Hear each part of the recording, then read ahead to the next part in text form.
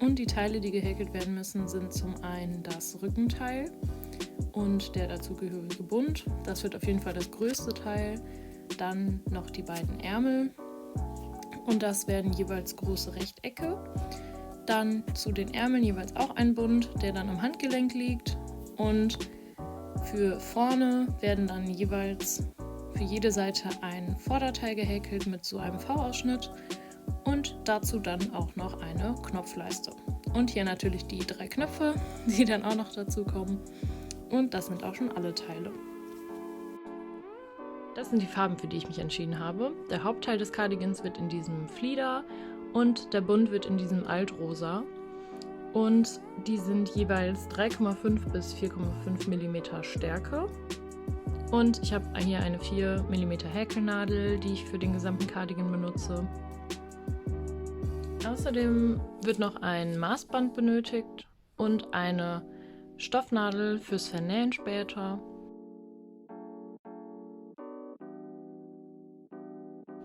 Das ist so eine dicke, die ist recht stumpf. Und das ist alles, was man benötigt. Ich starte jetzt mit dem Hauptteil und zwar, ich mache hier den Rückenteil als erstes. Und dafür mache ich im Prinzip ein großes Rechteck. Und ich starte dafür mit einer Schlaufe. Und zwar nehme ich den Faden und lege den hier in so einen Ring. Und dann hole ich von hinten durch den Ring den Faden hier einfach durch und ziehe das Ganze fest. Jetzt habe ich hier diese Schlaufe und die kann ich jetzt auf meine Nadel ziehen und das Ganze festziehen. Und ich starte jetzt hier mit 130 Luftmaschen. Das Rückenteil ist auf jeden Fall das größte, das wird am längsten dauern und die anderen Teile sind ein bisschen kleiner. Und für Luftmaschen nehme ich mir hier den Faden immer, den kleinen lasse ich hier einfach so hängen und nehme hier den Faden, den Arbeitsfaden nennt man den, der vom Knäuel auskommt und hole mir den hier einfach immer durch die Schlaufe durch. Also hole mir den hier durch. Immer durch die neue Schlaufe, die hier entsteht, wenn ich den Faden durchhole. Und so entstehen hier meine Maschen. Wie man die zählt, ist ganz einfach. Man kann sich die hier immer wie so kleine Vs vorstellen. Das heißt, ich habe jetzt hier 1, 2, 3, 4, 5, 6 schon gemacht. Und insgesamt brauche ich 130 für das Teil.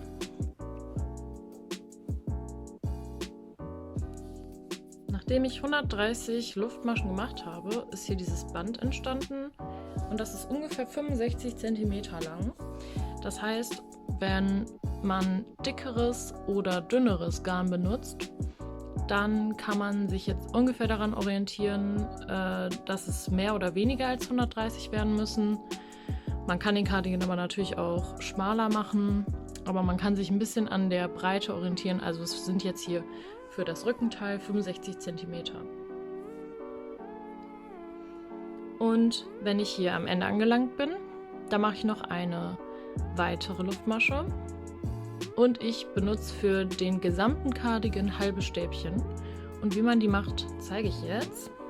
Und zwar wird am Anfang der Reihe immer die erste Luftmasche hier übersprungen. Das ist die, die ich gerade noch zusätzlich gemacht habe, heißt die 131. Und ich gehe hier in die zweite rein. Und für halbe Stäbchen wickel ich den Faden einmal um meine Nadel rum. Dann gehe ich in die Masche, rein, hole den Faden durch die Masche durch. Jetzt habe ich 3 Schlaufen hier auf der Nadel und jetzt hole ich den Faden durch alle 3 Schlaufen. Und so ist mein erstes halbes Stäbchen entstanden. Jetzt wickel ich den Faden wieder drum und gehe hier in die nächste Masche. Hole den Faden wieder durch, sodass ich 3 habe. Und hole den Faden durch alle 3. Umwickeln, in die nächste Masche, durchholen und durch alle 3. So sieht das hier mal aus, wie ich in dieser Masche gewesen bin. Und die nächste ist jetzt hier diese kleine Schlaufe, die noch nicht so hoch gezogen wird. Das heißt, wenn man sich nicht sicher ist, die, wo man schon drin war, die wird immer so ein bisschen hochgezogen. Das heißt, ich gehe jetzt hier in die nächste.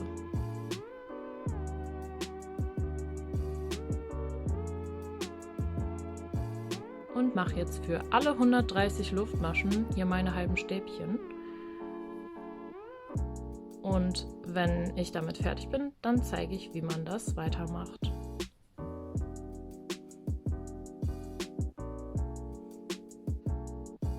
Und so sieht es dann aus nach ein paar Maschen. Und das mache ich jetzt einmal komplett entlang. Und wenn man noch nicht so viel Erfahrung hat, kommt man auch recht schnell rein und wird auch im Laufe des Häkelns immer ein bisschen schneller. Und wenn ich hier am Ende angekommen bin, dann gehe ich auch in die allerletzte Luftmasche hier. Mache mein letztes halbes Stäbchen für die Reihe.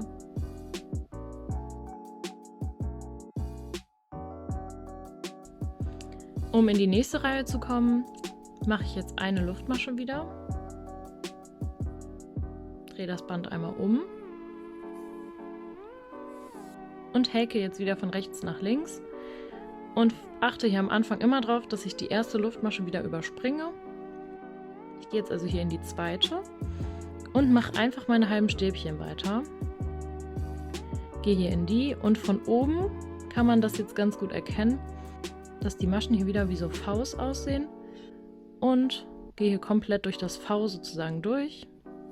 Hole mir den Faden wieder durch und habe hier wieder mein halbes Stäbchen gemacht.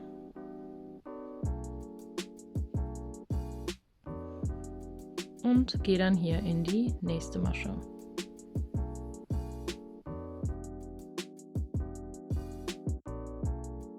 Und wenn man Richtung Ende der Reihe kommt, ist es wichtig darauf zu achten, dass man hier auch die allerletzte Masche mitnimmt und die nicht vergisst. Und die ist manchmal so ein bisschen nach hinten gelegt. Man sieht das hier ganz gut. Die dreht sich manchmal so ein bisschen nach hinten. Das heißt, am Ende immer darauf achten, dass die letzte Masche auch gemacht wird. Und dann sollte hier so ein gerader Rand entstehen. Und dann mache ich am Ende wieder eine Luftmasche, drehe das Ganze wieder um, überspringe die erste, die ich gerade gemacht habe, gehe hier in die zweite und mache jetzt so lange Reihen von halben Stäbchen, bis mir der Cardigan lang genug ist. Meiner soll eher so ein bisschen cropped werden, deswegen mache ich den jetzt nicht so super lang.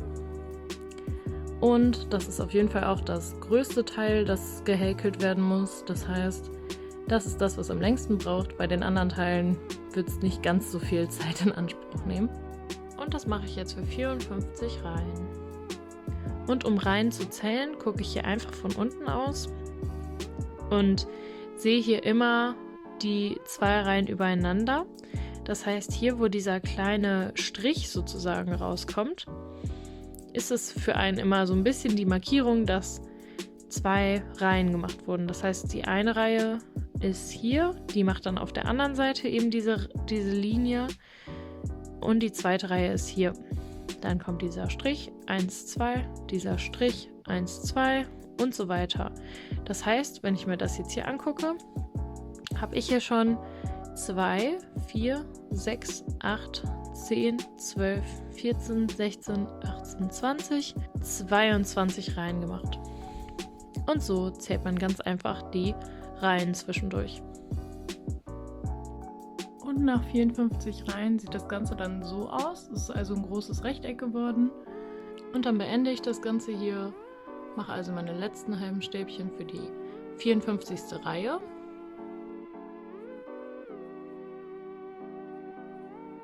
Und wenn ich mein allerletztes halbes Stäbchen hier mache, dann mache ich hier am Ende wieder eine Luftmasche. Und um das Ganze zu beenden, schneide ich den Faden jetzt hier ab und hole mit der Nadel den Faden hier einfach durch und ziehe das Ganze fest. Und so habe ich mein Rückenteil beendet. Ich werde jetzt im Laufe des Videos nach jedem fertig gehäkelten Teil hier die Maße bzw. die Maschen- und Reihenanzahlen einfügen, damit man das am Ende nochmal ein bisschen überschaubarer hat. Für die Ärmel mache ich auch jeweils ein großes Rechteck. Hier mache ich es aber im Gegensatz zu dem Rückenteil nicht ganz so breit. Ich starte hier mit 90 Luftmaschen und mache auch hier 54 Reihen. Und davon mache ich dann 2 Stück und so habe ich auch schon die beiden Ärmel fertig.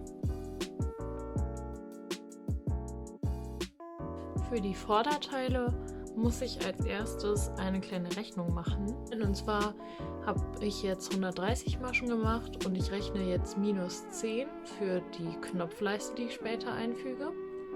Das heißt, ich bin bei 120 und das teile ich dann durch 2. Das heißt, pro Vorderteil werden es jetzt 60 Luftmaschen als Start. Das heißt, ich starte wieder ganz normal mit einer Schlaufe, wie ich das auch bei dem hinteren Teil gemacht habe, und mache jetzt hier als ersten Schritt 60 Luftmaschen. Und wenn ich meine 60 Maschen gemacht habe, dann habe ich hier die Breite von dem Vorderteil und ich mache jetzt wieder hier eine weitere Luftmasche und starte wieder direkt mit den halben Stäbchen, genau wie ich das bei dem hinteren Teil auch gemacht habe, und mache das jetzt für 20 Reihen diesmal, bis ich zu dem Teil komme, wo ich das dann abschräge, damit eben dieser V-Ausschnitt entsteht.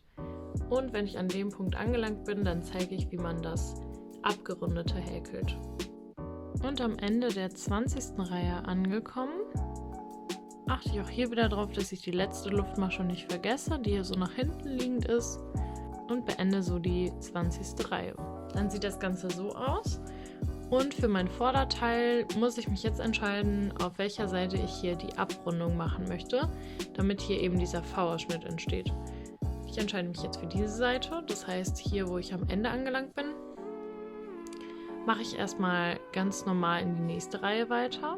Das heißt, ich mache hier wieder eine Luftmasche, drehe das Ganze wieder um und häkel hier, ohne weniger Maschen zu machen, einfach die komplette Reihe erst einmal entlang.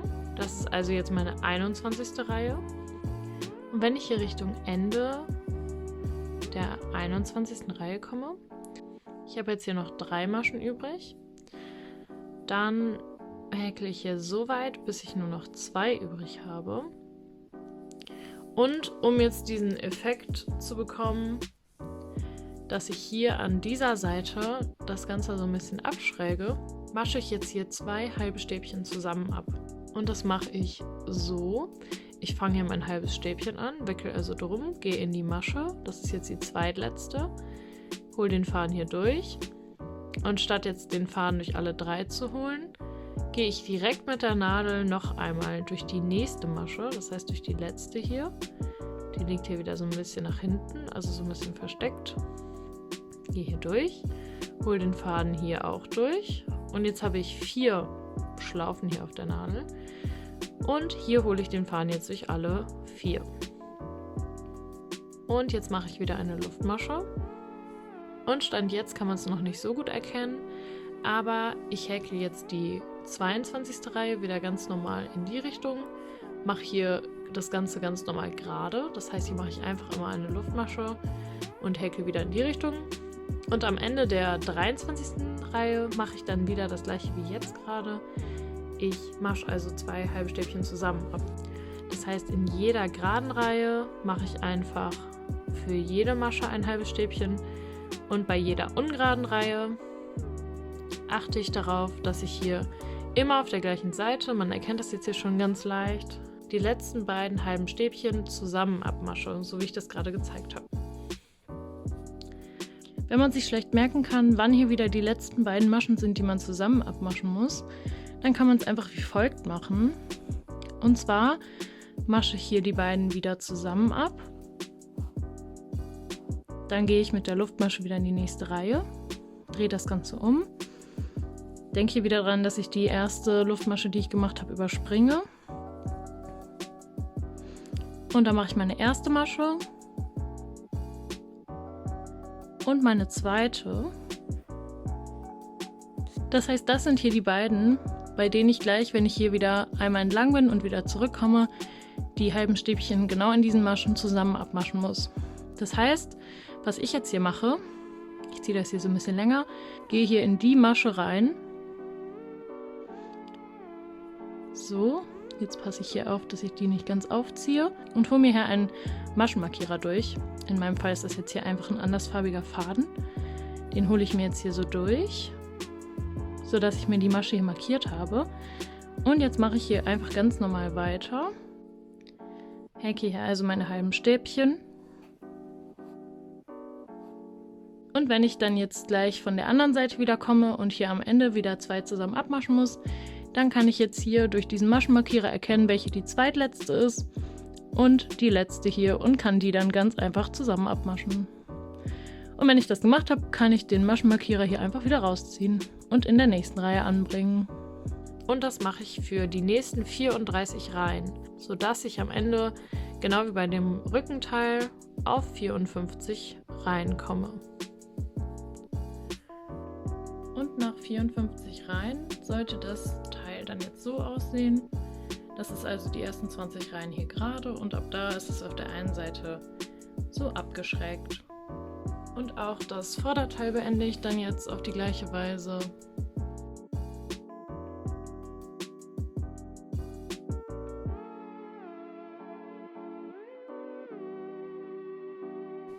Und das mache ich jetzt auch noch ein zweites Mal.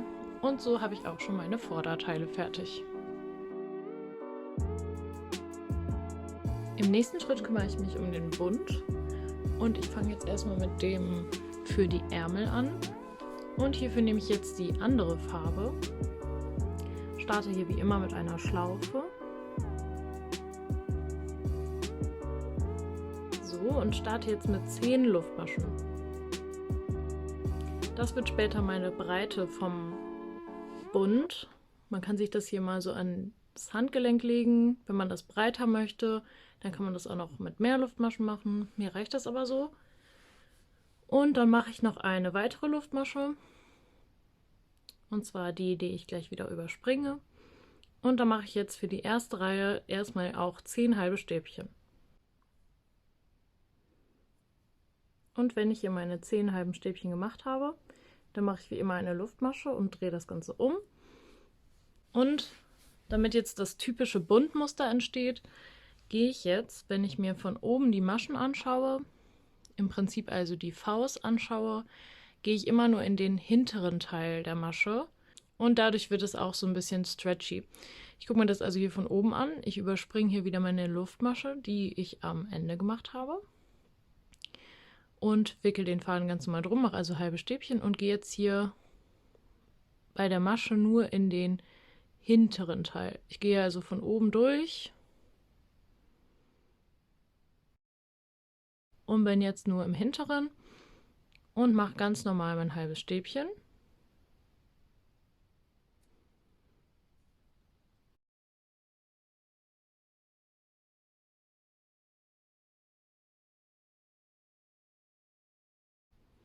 Und mache das so für den kompletten Bund.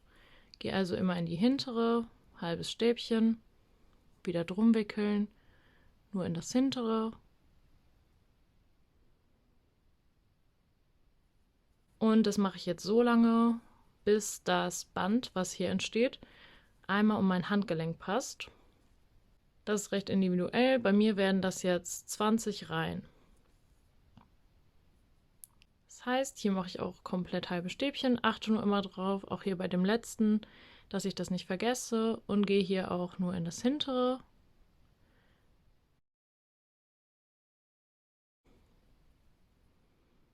Mache immer meine 10 halben Stäbchen, mache am Ende meine Luftmasche, drehe um, die überspringe ich wieder und gehe hier in der nächsten Reihe wieder nur in die hinteren Teile der Maschen. Und wenn ich 20 Reihen fertig habe, dann sieht das so aus. Das passt jetzt also einmal so um mein Handgelenk rum. Und am Ende hier angekommen, mache ich auch hier wieder eine Luftmasche. Und ich kann jetzt hier schon die beiden Enden mit sogenannten Kettmaschen miteinander verbinden, sodass ich hier schon diesen Ring habe. Und dafür lege ich mir hier die beiden Enden so übereinander. Und jetzt habe ich hier auf der einen Seite die Maschen, die ich zuletzt gemacht habe, und auf der anderen Seite hier die Schlaufen von meinen anfänglichen Luftmaschen. Und weil ich ja komplett entlang immer 10 halbe Stäbchen gemacht habe, passen die Zahlen hier auch überein. Und für Kettmaschen gehe ich jetzt immer durch die Masche von der einen Seite und durch die Luftmasche vom Anfang hier von der anderen Seite. Und dann hole ich den Faden durch die beiden durch und hole den Faden auch durch die Schlaufe, die ich hier vorher auf der Nadel hatte. Ich zeige es nochmal. Ich habe hier also eine Schlaufe drauf, gehe durch die nächste Masche, einmal von dem Teil und einmal von dem hinteren Teil, hole den Faden durch beide durch und hole den Faden hier auch durch die Schlaufe, die ich vorher drauf hatte. Nächste Masche, durch und durch, hole den Faden und hole den Faden hier auch durch die Schlaufe. Und das kann ich einmal komplett hier entlang machen.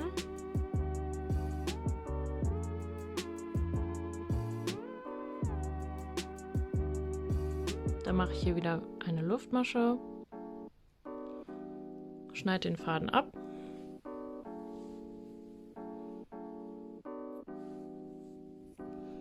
Hole den auch hier durch und ziehe das Ganze fest. Und so habe ich hier schon mein Band. Hier sieht man die Naht, die entstanden ist. Das heißt, das ist jetzt hier auf links gedreht. Und wenn ich das auf rechts drehe, dann erkennt man die Naht hier gar nicht mehr so gut. Und das wird dann später mein Ärmel hier. Und das Ganze mache ich dann jetzt noch ein zweites Mal. Und so habe ich auch schon den Bund von den Ärmeln fertig.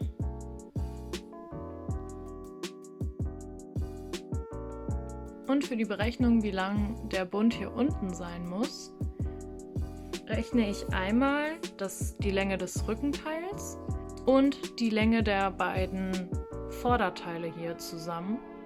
Das sind bei mir bei dem Rückenteil 70 cm und bei den Vorderteilen jeweils 33. So komme ich auf 136 cm.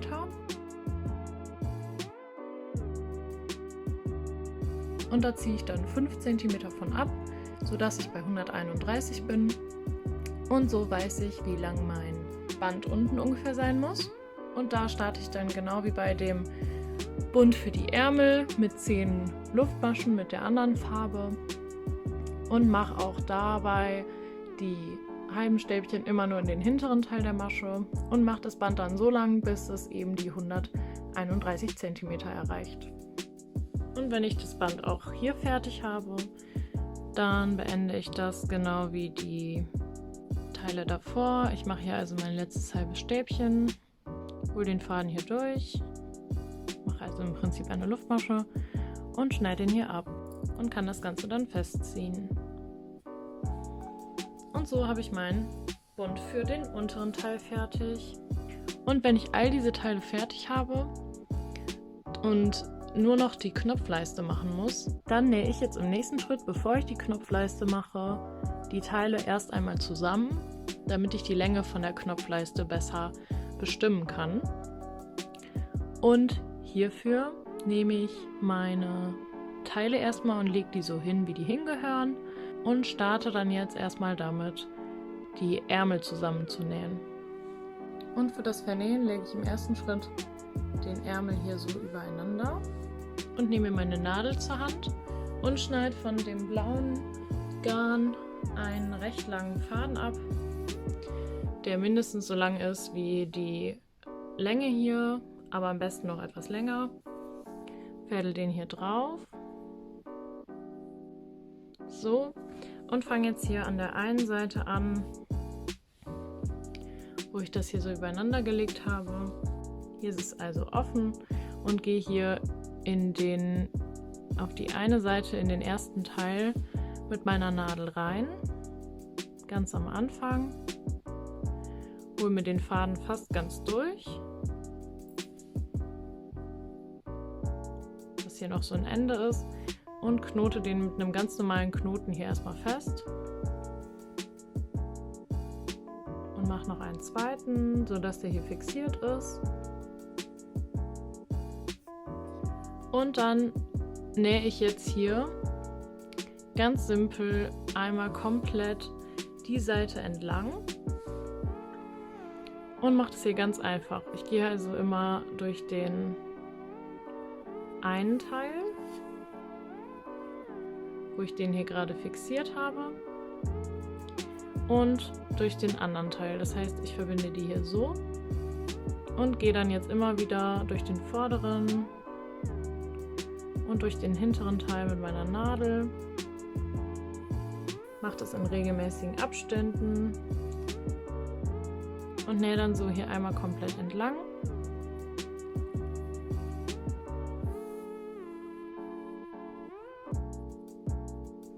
Ganz simpel, mache hier also nichts Spezielles. Achte darauf, dass die ganze Zeit genau übereinander liegen.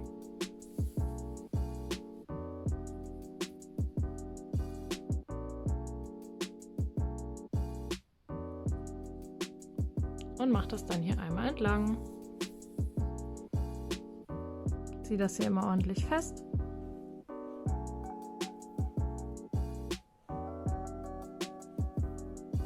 Und achte eben hier nur darauf, dass die Reihen hier auf der gleichen Höhe liegen. Und so sieht man, dass hier diese Naht entsteht und auch, dass dann eben die linke Seite, und wenn ich das auf die richtige Seite drehe, dann erkennt man hier eben auch diese Naht.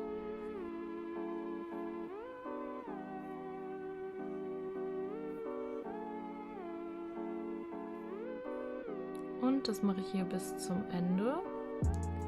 Und wenn ich hier am Ende angekommen bin, dann gehe ich hier noch einmal durch. So, ein zweites Mal, sodass hier diese Schlaufe entsteht. Und durch die Schlaufe gehe ich dann mit der Nadel durch und ziehe das Ganze fest. Und so kann man das recht einfach fixieren, wenn man näht. Das kann man auch noch ein zweites Mal machen. Gehe hier einfach nochmal durch, sodass hier diese Schlaufe entsteht, und gehe durch die Schlaufe mit der Nadel. Und dann kann ich, wenn ich den Faden hier noch auf der Nadel habe, weil ja jetzt auch meine Innenseite hier außen liegt, den Faden, den ich hier noch drauf habe, direkt vernähen. Das heißt, ich gehe jetzt einfach hier in die Maschen mit der Nadel so ein bisschen rein. Ziehe den hier so durch. Gehe auch noch einmal in die andere Richtung.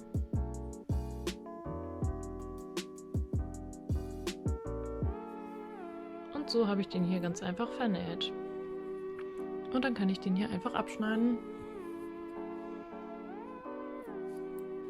Und jetzt kann ich direkt weitermachen, indem ich hier mein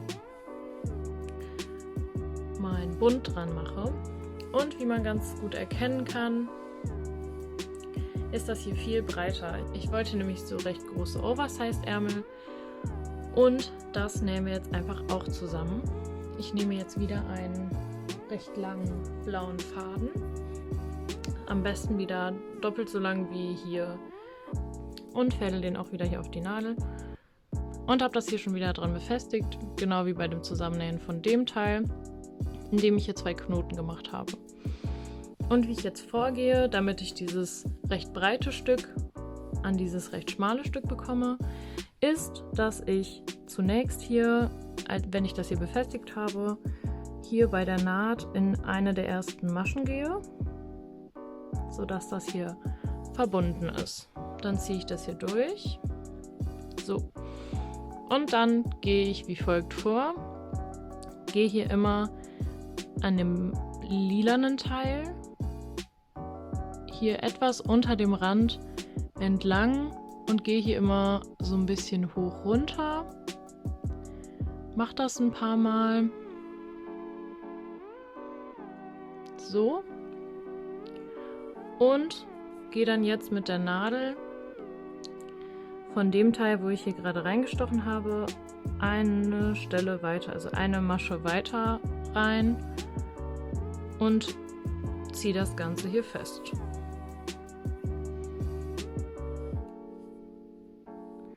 Und dann mache ich das nochmal. Ich gehe dann also hier an die nächste Stelle, gehe hier rein und so ein bisschen durch, gehe hier mal hoch, runter, so ein paar Mal und gehe hier wieder in die nächste Stelle.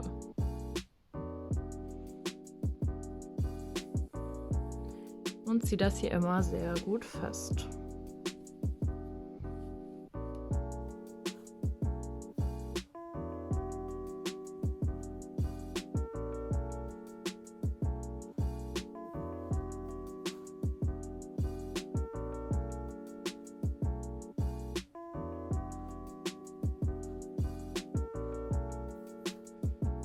Wenn ich das hier immer gut festziehe, dann sieht man recht schnell, dass hier dieses Gewölbte entsteht.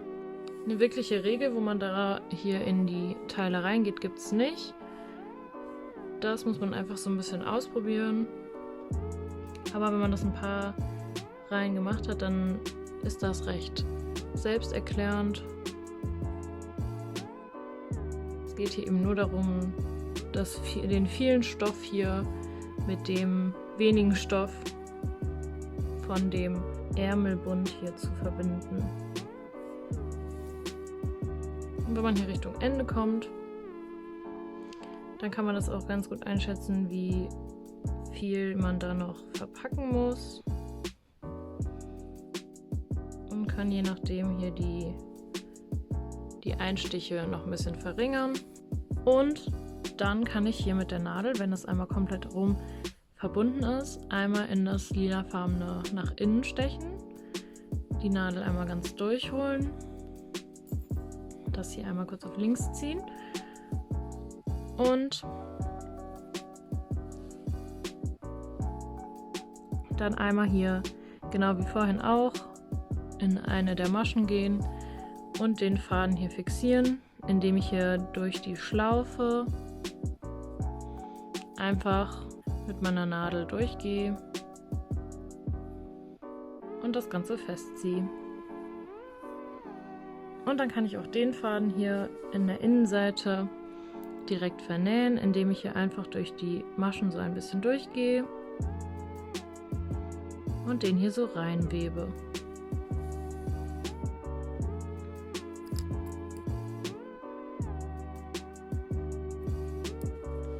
Und so habe ich hier meinen ersten Ärmel gemacht und das mache ich jetzt auch mit der anderen Seite. Und dann kann ich mir den Ärmel hier so dranlegen. Dann nähe ich noch einmal hier entlang. Achte hier darauf, dass ich nur bis zu dieser Stelle nähe. Dann nähe ich noch einmal hier oben entlang. Und das mache ich auf beiden Seiten.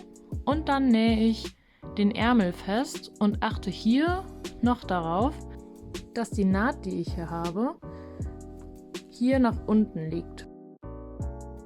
Das heißt, die soll genau an dieser Stelle liegen. Und wenn ich die Teile alle zusammengefügt habe, dann muss ich nur noch meinen Bund und meine Knopfleiste befestigen.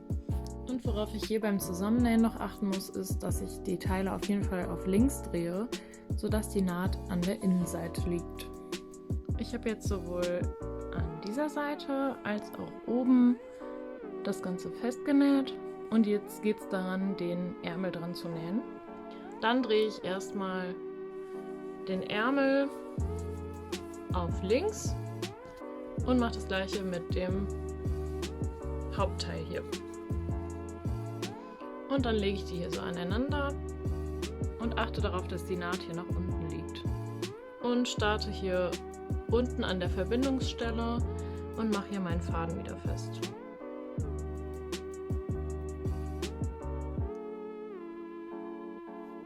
Und wenn ich den hier befestigt habe, dann steche ich hier in die erste Stelle, wo hier die Naht ist.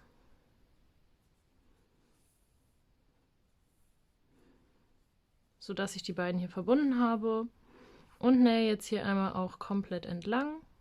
Und hier bei dem Ärmel ist jetzt der Vorteil, dass man hier die Maschen ganz gut erkennen kann. Das heißt, ich kann hier einfach immer in die nächste Masche gehen Und bei dem Hauptteil hier gehe ich einfach im gleichen Abstand durch die nächste Stelle, wo ich hier durchgehen kann, und nähe das dann so fest.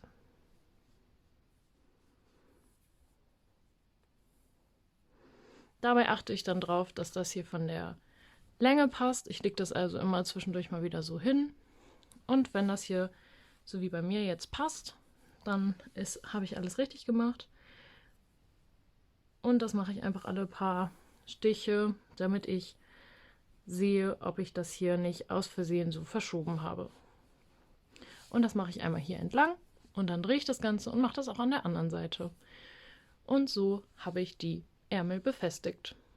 Und dann sieht das hier so aus, wenn das verbunden ist. Und so sieht der Cardigan dann bis jetzt aus. Und im nächsten Schritt nähe ich noch unten den Bund dran.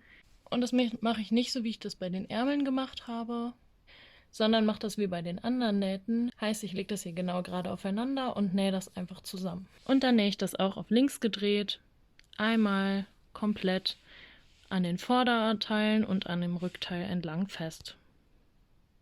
Und so habe ich das hier jetzt schon bei dem Vorderteil festgenäht.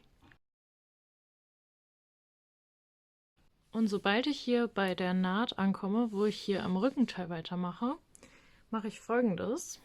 Und zwar hatte ich das Band ja 5 cm kürzer gemacht. Und das hat den Grund, dass ich das hier so ein bisschen so haben möchte, dass das später nicht ganz gerade ist, sondern dass sich das hinten am Rücken so ein bisschen zusammenzieht. Und dafür gehe ich jetzt am kompletten Rückenteil, also bis ich hier auf der anderen Seite bei der Naht ankomme, nicht einfach gerade hier immer rein und nähe das fest. Also ich gehe hier ganz normal rein, nähe das so fest, wie ich das auch vorher gemacht habe. Und alle paar Maschen gehe ich hier nicht in die nächste, sondern in die zweitnächste. Überspringe also sozusagen eine, gehe hier aber bei dem Bund einfach in die nächste Stelle. Sodass das hier auch so ein bisschen verzogen wird. Und das mache ich dann alle paar Maschen, mache dann wieder 3, 4 Stiche einfach so in jede Masche. Und das sollte dann ungefähr am Ende so passen, dass ich, wenn ich hier bei der Naht ankomme und bei dem anderen Vorderteil wieder bin, hier genau so viel raus habe, dass sich das hier später nicht so verzieht. Das heißt, ab der Naht hier werde ich es auf dieser Seite wieder gerade befestigen.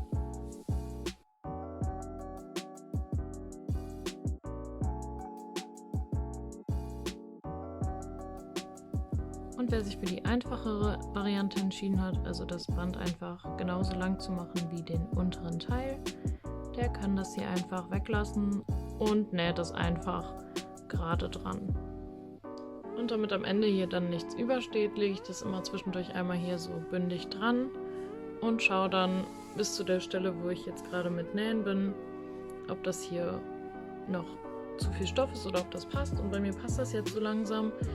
Hier steht jetzt nur noch so ein kleines Stück über. Das heißt, ich mache das jetzt hier für die letzten paar Zentimeter noch nur alle paar Maschen und dann sollte das am Ende auch passen. Und ab der Höhe der Naht hier, also wenn ich wieder im Vorderteil angekommen bin, dann achte ich darauf, dass ich es wieder einfach gerade hier dran mache. Und das mache ich jetzt hier bis zum Schluss. Und hier am Ende angelangt, befestige ich das Ganze wieder. Und kann den Faden hier direkt wieder reinnähen. Und im nächsten Schritt kümmere ich mich hier um die Knopfleiste. Und dafür gehe ich hier an die Innenseite und messe hier im ersten Schritt erstmal, wie lang es von dem Part hier, wo es danach abgeschreckt ist, bis unten zum Bund ist. Und bei mir sind das jetzt ungefähr 18 cm. Und ich habe mich dafür entschieden, 3 Knöpfe zu machen. Das heißt, die werden hier in solchen Abständen ungefähr festgemacht. Und ich berechne jetzt mit den 18 cm die Stellen, wo hier die Löcher für die Knöpfe sein müssen. Das heißt, von dem Bund hier unten ziehe ich 2 cm ab. Das heißt, der Knopf soll hier 2 cm vom Rand unten sein und auch von der Stelle hier oben soll der Knopf 2 cm Abstand haben. Das heißt, ich rechne meine 18 minus 2 und minus 2. Das heißt, wir sind bei 14 und der Knopf muss dann von den beiden Knöpfen aus an der Hälfte sein, das heißt 7 cm entfernt. Das heißt, wenn der hier 2 cm entfernt ist vom Rand hier unten, dann ist dieser 9 cm entfernt. Und das schreibe ich mir jetzt erstmal auf, damit ich es mir merken kann und starte dann jetzt mit meinem Band dafür. Das ist im Prinzip genau wie bei dem Bund unten und den beiden Ärmeln. Ich fange hier wieder mit einer Schlaufe an und mache jetzt aber nicht 10 Luftmaschen wie bei den anderen, sondern ich mache nur 9. Mache dann noch eine zusätzliche, die ich jetzt wieder überspringe und mache hier wieder eine Reihe erstmal halbe Stäbchen. Und wenn ich die erste Reihe gemacht habe, dann kann ich die schon mal messen. Und wie man sieht, sind die ungefähr 1 cm breit. Das heißt, ich mache jetzt noch eine zweite Reihe und mache das genau wie bei dem Bund vorher auch, dass ich hier wieder nur in den hinteren Teil der Masche gehe und mache die zweite Reihe erstmal soweit fertig. Und wie man sieht, sind das jetzt hier ungefähr 2 cm. Und ich werde jetzt hier also hier in der nächsten Reihe das erste Knopfloch machen. Und ich möchte das genau in der Mitte haben. Das heißt, ich habe jetzt hier meine 9 Maschen und ich mache jetzt hier erst 4 halbe Stäbchen.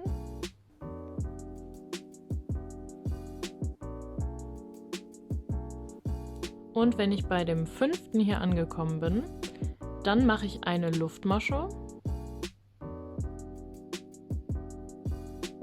Und statt jetzt in die 5. Masche hier zu gehen, gehe ich jetzt in die 6. Ich überspringe die hier also und mache hier einfach mein halbes Stäbchen in die 6. Masche.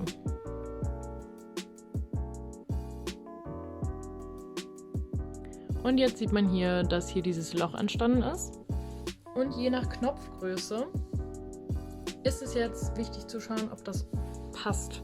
Das heißt, ich nehme jetzt hier meinen Knopf und schaue, ob ich mit dem hier durch das Loch komme.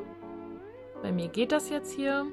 Ich gehe jetzt hier in die nächste Reihe und dann häkle ich hier einfach weiter, bis ich bei den 9 cm, wo ich meinen nächsten Knopf mache, angekommen bin. Und da werde ich dann mein nächstes Knopfloch machen. Ich kann das zwischendurch auch an den Cardigan immer mal dran halten, um zu schauen, ob das auch wirklich passt.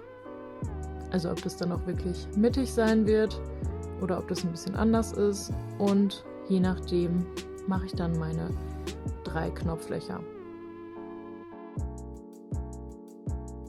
So, jetzt bin ich hier bei meinem 4. Mache eine Luftmasche, überspringe die und gehe hier in die nächste. Und dann, wenn ich die 3 Knopflöcher gemacht habe, dann muss das Band natürlich auch einmal komplett rum, sodass es auf der anderen Seite wieder auch bis unten zum Bund geht. Und das mache ich entweder auch durch Messen. Ich mache das jetzt einfach mit zwischendurch mal dranlegen. Ich nehme dafür einfach hier mein Cardigan und lege das hier einfach mal so dran. Und das mache ich dann immer zwischendurch, bis das hier einmal komplett entlang, einmal hier entlang, hier wieder runter und dann auch hier bis unten zum Bund geht. Und wenn ich soweit bin, dann nähe ich das fest und befestige die Knöpfe. Und wenn das Band lang genug ist, um einmal hier bis unten zu reichen, ich das also hier dranlegen kann und es so passt, dann kann ich auch das hier wie die anderen Teile ganz normal beenden.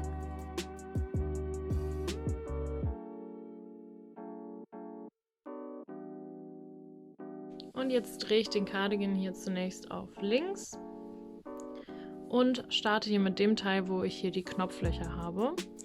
Und nehme hier dann diesmal einen von dem rosafarbenen Faden, damit ich auch hier an der Stelle später die Naht nicht sehen kann.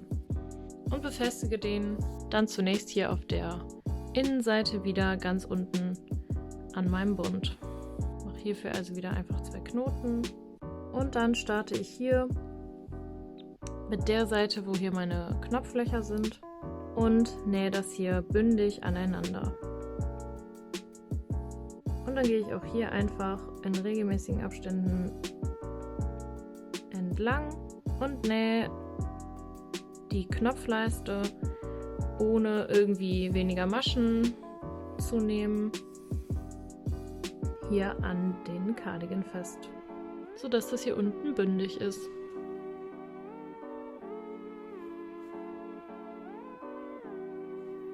Und dann kann man hier bis zu dem Teil, wo das hier abschrägt, nochmal schauen, ob das mit den Knopflöchern passt. Und wie man sieht, passen die 3 hier jetzt genauso hin. Das heißt, die Rechnung ist auf jeden Fall aufgegangen. Und dann nähe ich das jetzt einfach einmal komplett rum entlang, bis ich auf der anderen Seite wieder hier unten beim Bund ankomme. Und auf der anderen Seite am Ende angekommen, fixiere ich das auch hier, so wie bei den anderen Stellen, wo ich festgenäht habe. Und so sieht das Ganze dann aus. Und im nächsten Schritt nähe ich meine Knöpfe fest. Und dafür nehme ich mir hier immer einen Knopf und einen Faden wieder auf die Nadel. Und man kann das jetzt entweder machen, indem man das hier misst, oder man macht das wie ich und legt die einfach so nebeneinander. Gehe ich hier an die Höhe, wo hier der Knopf gleich sein soll, das heißt hier in die Mitte, drehe das hier um und befestige hier in der Mitte hinten, indem ich hier einfach durch eine der Maschen so durchgehe, erstmal den Faden, so wie ich das immer mache. Und dann steche ich hier direkt daneben durch die Masche einfach durch, sodass der Faden hier mittig auf der richtigen Höhe aus dem Teil rauskommt. Dann nehme ich meinen Knopf und steche hier von hinten durch, ziehe den hier fest und steche von oben wieder in den Knopf in das andere Loch und steche dann hier wieder rein, gehe also nach innen. Es muss nicht genau die gleiche Stelle sein, es kann auch ein kleines Stück daneben sein, und ziehe das hier fest. Und das mache ich so 2-3 Mal. Das heißt, ich gehe hier wieder von hinten ein Stückchen versetzt wieder durch, ziehe das hier fest, gehe wieder hier oben rein und gehe hier wieder durch. Und noch ein drittes Mal, damit er wirklich richtig fest ist.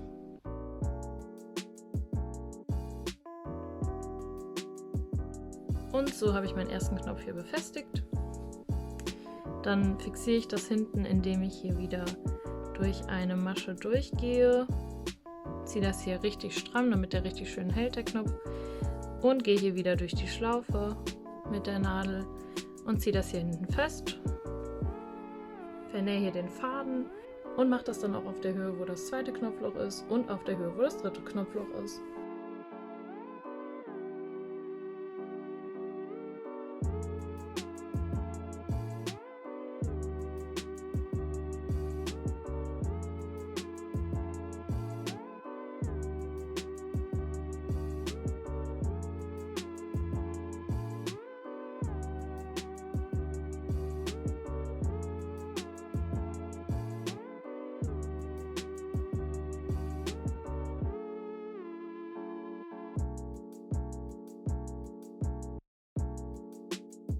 Und wenn man das hier so gemacht hat, wie ich das gezeigt habe, und das Band hier, also die Knopfleiste hier so befestigt hat, dann kann man hier oben sehen, dass hier recht viel Stoff so absteht. Wenn man den dann trägt, den Cardigan, dann steht das hier so ein bisschen nach oben.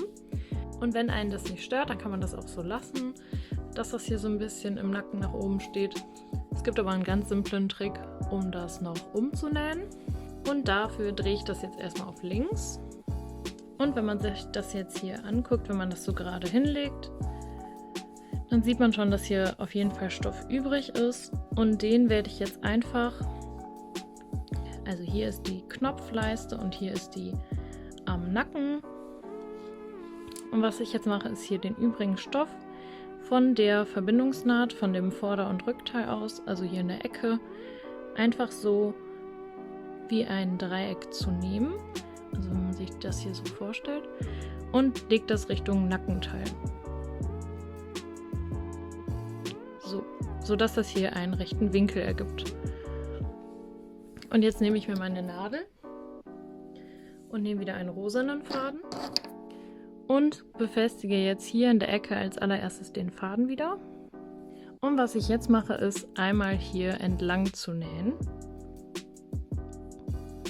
Und dafür gehe ich immer hier in den Teil, den ich hier festnähen will, also in das sozusagen in dieses Dreieck hier, hole das hier durch und gehe dann hier einfach in so eine der Schlaufen, die hier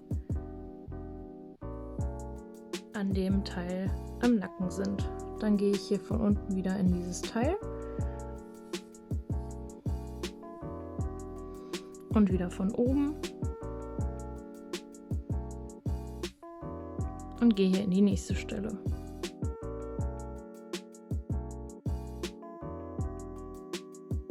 Gehe hier wieder von unten rein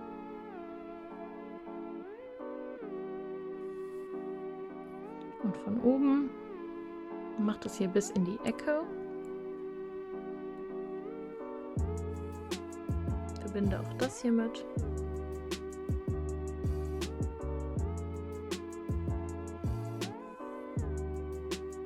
Und gehe dann genauso einmal hier entlang. Und hier muss ich darauf achten, dass ich einmal durch die beiden Teile hier durchgehe.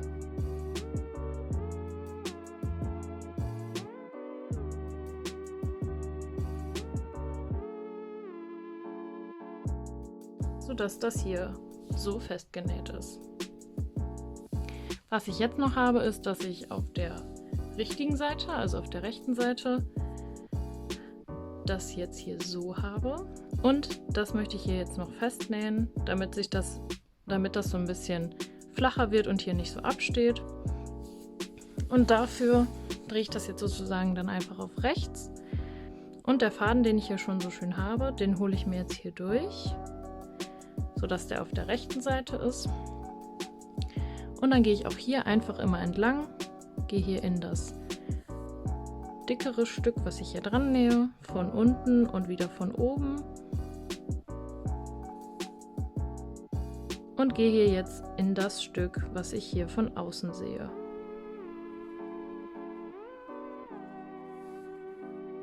Und gehe hier einmal komplett so entlang, sodass das hier schön flach wird. Und wenn ich das hier einmal komplett entlang festgenäht habe, dann sieht man, dass das hier nicht mehr so sehr absteht. Und dann kann ich den Faden einfach nach innen stechen. Einfach in eine andere Stelle hier und den auch innen wieder fixieren.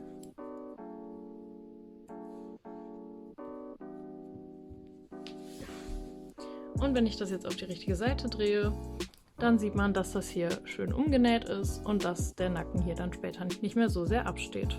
Und wenn ich das auf beiden Seiten gemacht habe, dann sieht das hier so aus.